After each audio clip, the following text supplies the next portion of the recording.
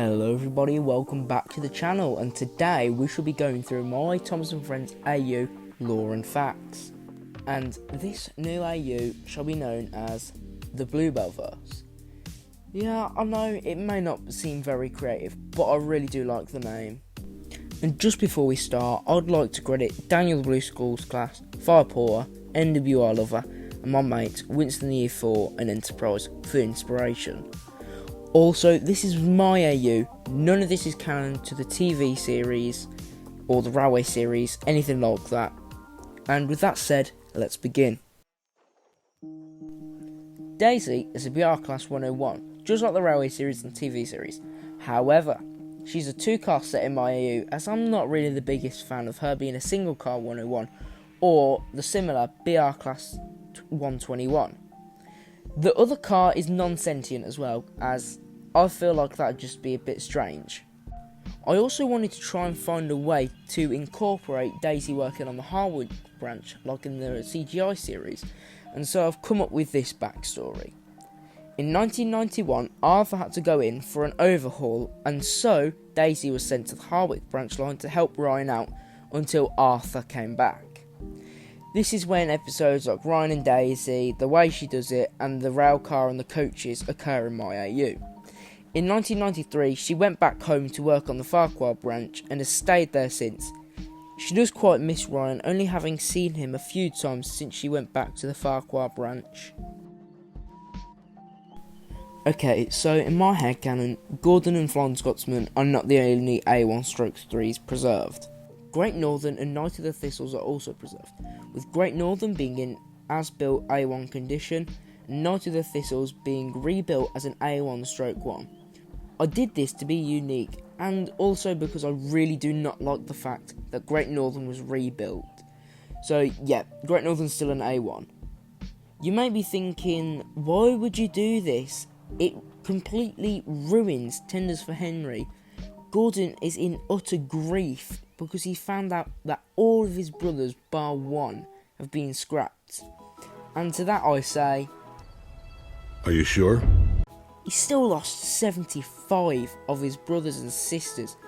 That is really traumatising for any engine to go through. And so that is why I changed these two to being preserved in my headcanon.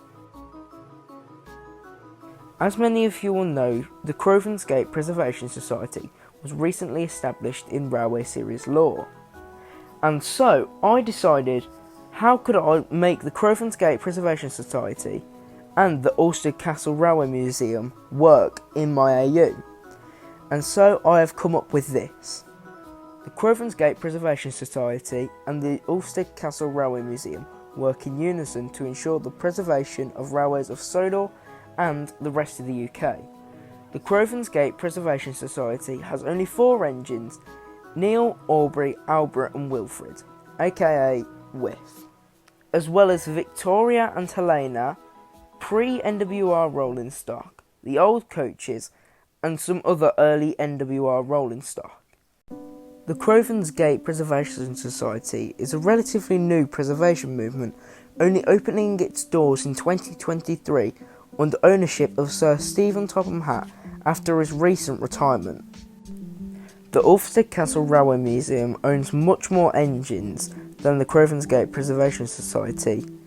These engines include Stephen, Connor, Caitlin, Spencer, Sudbury Castle, 98462, Big Bertha, Hank, Sam, Hero, Kenji, Marklin, Nia, Glyn, Flora, Victor, Charles, William, Julius, Lady Sudbury, Sir Alexander Irwin, as well as their narrow gauge engines, Millie, Bertram, Albert, Jim and Tim.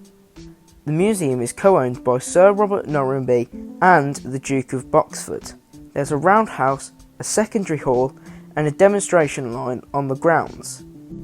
Over the years, the two museums have raised a lot of money in order to restore some of their engines into working condition. Some of these engines that are certified to pull mainline trains or rail tours are Connor and Caitlin, Spencer, Sudbury Castle and Hero. Initially, Gordon's Hill did not have a designated engine used to bank others up the hill. Edwards or any other engines in the area would be asked to help out with banking the trains. This system sufficed until 1978, when it was decided a designated engine would be needed for the job. The engine found was Great Western Railway 7213, previously 5288. His name was Gerald, but was nicknamed Gator for his sloping tanks. He was perfect for the job as his class was used for banking. To this day, Gator still banks trains up Gordon's Hill. And that's my take on Gator. The reason I changed his basis is because I really don't like the fact he's a Colombian design. I just want my Northwestern engines to be British. The town of Great Waterton was a social hub on Sodor until the port at Tidmouth opened and the natural water springs dried up. The town was forgotten about for years until 1986, where it was rediscovered by Thomas on his way back home after an overhaul. He was assigned to take a slate train from Glennock Quarry, or as you may know it, Blue Mountain Quarry, where he was diverged onto the wrong track, leading him to Great Waterton. After his great discovery, haha, I'm so funny, restoration of the town began.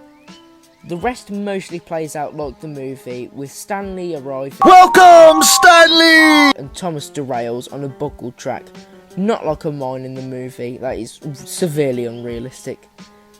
Since 1988, the branch has run passenger and freight services from Great Waterton and Glennock Quarry to Crovan's Gate and the Wharf, which are ran by Stanley and Molly.